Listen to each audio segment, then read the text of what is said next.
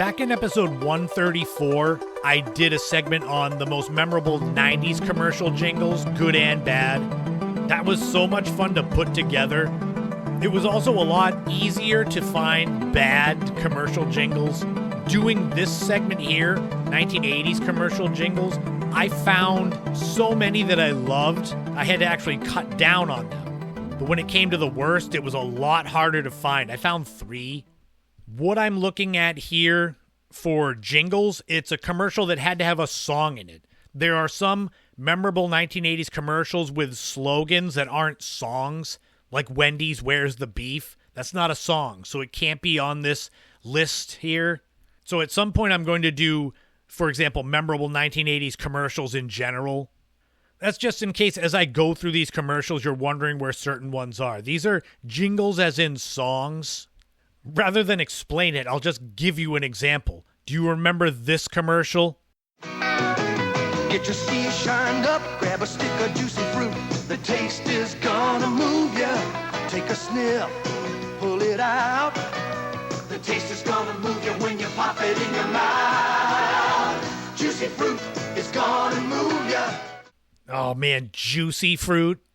When I was thinking of 80s commercial jingles, I immediately thought of this one. I remember when these commercials were out, so it was mid-80s. They kept going into the 90s where they tried to make it more 90s. It went from skis, I think, to surfboards as far as what was getting shined up.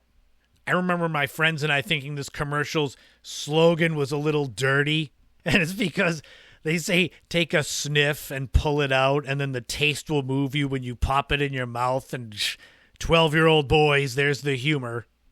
This was one of those commercial campaigns that basically defined the product.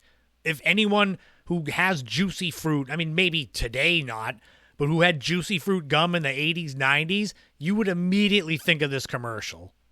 The second one here is one that was more of an earworm from my childhood that I had obviously repressed until recent years, and that's this Dentine commercial. That friendly nurse is sure courageous, 'cause breath like yours could be contagious. Brush your breath, brush your breath, brush your breath with Dentine. Oh, you finally found your young Prince Charming. Too bad your breath is so alarming. Brush your breath, brush your breath, brush your breath with Dentine. So what ended up happening was I was watching a batch of old commercials, as I do sometimes, and that commercial, the brush your breath, came on. And it was like it triggered some kind of visceral reaction from my childhood. Like I must have been watching TV with that commercial on at least once when I was 5 years old. Has anyone else ever experienced that? Suddenly a song or a commercial or something like that triggers a memory from way back in your childhood? I think the brush your breath line was a part of Dentine before for decades and probably after, but these commercials, they hit me right at the point where I guess memories were starting to form. And the commercials had all kinds of wacky scenarios going on, and that brush your breath would come in the middle with the pack of gum sliding across the screen. The funny thing, as I started putting this together, these weren't in a particular order, but when we get to the third commercial, it's Big Red Gum. So there's 3 in a row that are different gums. I promise that's the last of the gums. It's not best gum commercials of the 80s. Although there were more I had to leave off. That's why. I said I can't have this be all gum. But Big Red, brush a little longer, stay close a little longer. Here. Your fresh breath goes on and on. While you chew it, say goodbye a little longer. Make it last a little longer. Give your breath long-lasting freshness with Big Red. There, that's what the commercial is. Where it was always a couple kissing and there's stuff going on in the background. Either people are getting on a train or going to a plane or going insane. But they keep kissing and stuff's going on. The bar's closing. And finally they have to leave. So basically this commercial said if you chew Big Red, you're going to make out with someone for super long. This is the message that it sent to me when I was 10, 11 years old. You'd be surprised that when I bought my Big Red Gum at the corner store, I wasn't flocked with girls wanting to make out. I think one of the most beloved commercial jingles, I know it's the 80s and 90s, but it's this one. From bikes to trains to video games, it's the biggest toy is. I don't want to grow up, 'cause baby, if I did, I couldn't be a Toys R Us kid. Oh, I want to be a Toys R Us kid. I was shocked that I hadn't covered this for the 90s commercial jingles. So it was easy to take up a spot with that. These commercials would always show adults as kids or maybe regular kids, but it was a lot of it adults wanting to still be kids. And then they'd have kids that were my age with whatever toys were popular. And I'd say, I want to be a Toys R Us kid too. Can I have that big wheel? This is one of those jingles that's synonymous with the brand itself, Toys R Us. I still hold out hope that there are going to be some brick and mortar Toys R Us stores coming back, because it'll be sad if kids growing up don't get to go into an actual toy store. It was one part super exhilarating to walk in and there's everything you could ever want, but then also sad if your parents didn't let you get anything, which I don't know why they'd bring you there to do that, but there were times. The 80s were also about teaching you how to be clean. Zestfully clean. Zestfully clean. Zestfully clean. You're not fully clean unless you're zestfully clean. These were always people in their shower singing the "You're not fully clean unless you're zestfully clean." And they had a towel standing there that would cover up their bodies, but it had the Zest logo on it.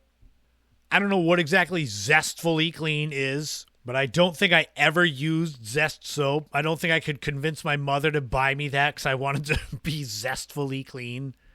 But it's still around. I could buy it now. Or Zest body wash. Oh, man. You never know. I may not be zestfully clean right now, but I do have the best part of waking up. Day's looking new and bright, and you're gonna start it right. Folger's starting to brew, the aroma's calling you. The best part of waking up is Folger's in your cup.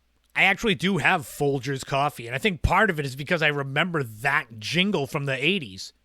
I am positive this commercial and this jingle got thousands of people to start drinking Folgers coffee because it was always heartwarming moments, either family coming home from college or a holiday, and they'd start making the coffee and people in the rest of the house would be asleep. They'd wake up and come downstairs and, oh, it's you from college. Oh, and the coffee, which is better than you. I might joke, but I've got it here, so it obviously worked. The one thing I think of after I think of the Folgers jingle is a joke by comedian Mike Birbiglia. And it always makes me laugh because he always says the line, when it comes to Folgers, says, if the best part of waking up in my life is Folgers in my cup, I don't know if I want to wake up. I don't know, that always made me laugh. Do you remember Flintstones, kids? We are Flintstones kids, 10 million strong and growing. We are Flintstones kids, 10 million strong and growing. We are Flintstones kids. Yes, 10 million strong and growing. I'm pretty sure I had Flintstones chewable vitamins when I was a kid, at least once. This was always cute little kids doing kid stuff, and then basically saying it's possible because Flintstones vitamins are helping them grow. It's geared towards parents, like, don't you want your kids to be strong and growing? Well, buy these vitamins. Next is another one that I immediately thought of when putting together this list. My buddy, my buddy, my buddy, my buddy. Wherever I go, he goes. My buddy, my buddy, my buddy, my buddy. I'll teach him everything that I know. Oh man, My Buddy. That lives rent-free in my head, especially after My Buddy was basically the prototype for Chucky in the Child's Play movies. Then they had Kid Sister, which wasn't as good. Probably because I was a little boy then. Like, why would anyone want a girl doll? These were larger dolls, the My Buddies, with their overalls, big enough that you could probably dress similar to them in similar clothes if you were a smaller kid. But you could take My Buddy with you everywhere. That's what part of the song is.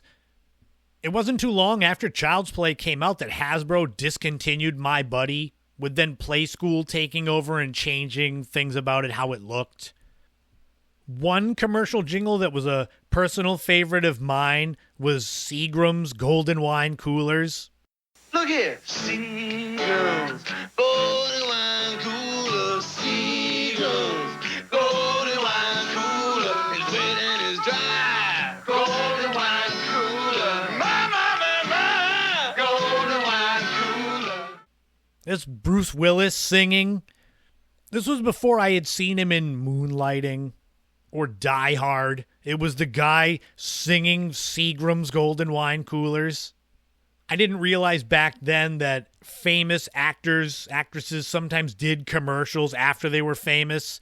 So I was under the impression that Bruce Willis went from being that Seagram's guy to Moonlighting, Die Hard. Seagram's Wine Coolers was the ones before Zima, before Mike's Hard Lemonade or White Claw or whatever that kind of trendy drink is, briefly trendy. It makes me wish the Bartles and James old men had come up with their own song for their wine coolers. I got one more for best commercial jingles of the 1980s, and it's this one. Hefty, hefty, hefty. Wimpy, wimpy, wimpy. Hefty. Wimpy. Wimpy bags are fine for wimpy jobs, but don't send one to do a hefty job. When the pressure's on, Hefty stretches where wimpy bags break. Wimpy, wimpy, wimpy. All right, so that's a little bit of a cheat since it's just two words, hefty and wimpy. But come on, you know when you shut this podcast off, that's going to be in your head and you're probably going to sing it in your car. These were just Glad Hefty trash bags. They could fit more trash in them, so the hefty ones you could throw trash in, they wouldn't break. The wimpy, you'd pick it up and trash would go everywhere. Then you'd have the exasperated people holding their foreheads mad because there's trash all over their floor. This is just one of those things that's so 80s that it worked. Because I would think if a commercial like this came out now for a different product, I'd look at it and say, God, you got no creativity. This is awful. But because I grew up in the 80s, hefty, hefty, hefty. Now, like I said at the beginning, I had a hard time finding commercial jingles I didn't like. And at first I thought maybe I'm just biased because I grew up as a child of the 80s and I think all the commercials were good. But no, I had to just look harder and find ones where I said, oh man, I remember that. I didn't like it. So the first one I came up with is this one. Hey now kids, come get around. See what just skipped into town. So skip it. Do run, do jump, do hop, hop. Skip it. Skipping and a screaming and a bop, to bop. God, stupid Skip It song.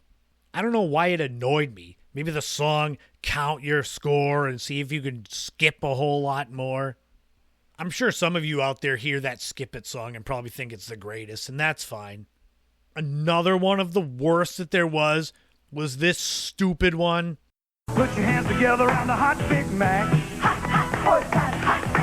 Don't it warm your hands, make you want to clap. Filet of fish, a hot dish. It's a good time for the great taste. Big Mac, quarter pounder. God, it was like they didn't really sing. Well, they sung a little bit, but it was stupid hand clapping rhythms that they did. Oh, man, this was just terrible. I mean, I'm sure they got paid well for the commercial, but I wouldn't want to be an actor having to do that stupid hand slaps. That's actually how I remembered this and came up with it. I was like, what was that stupid McDonald's commercial with the hand clapping? And the third one, the only other one I could really think of as far as bad commercial jingles was this one by Mazda. And at $57.95, it's also the lowest price truck in America with all that standard equipment.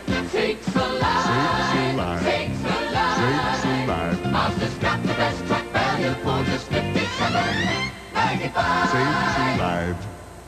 It's like, what does sakes alive mean? That's what your slogan is?